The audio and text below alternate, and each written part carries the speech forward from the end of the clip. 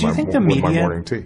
sometimes overstates the sort of level of alarm people should have about terrorism and this kind of chaos as opposed to a longer-term problem of climate change and epidemic disease? Absolutely.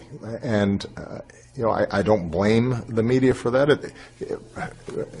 What's the famous saying about local newscasts, right? If it bleeds, it leads, right? You show crime stories and you show fires, because that's what folks watch. It's all about ratings.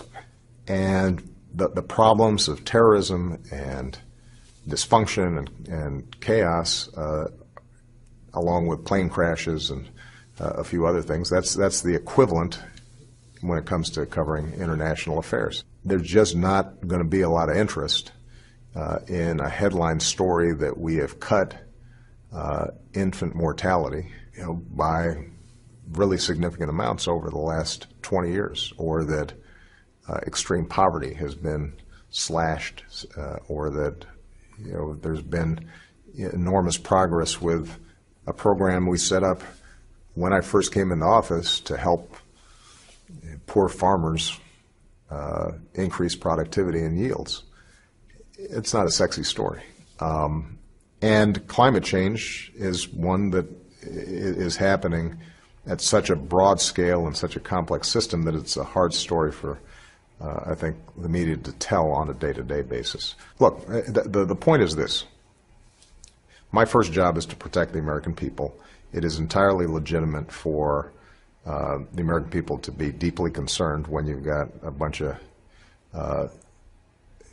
violent, vicious zealots who behead people or randomly shoot a bunch of folks in a deli in Paris.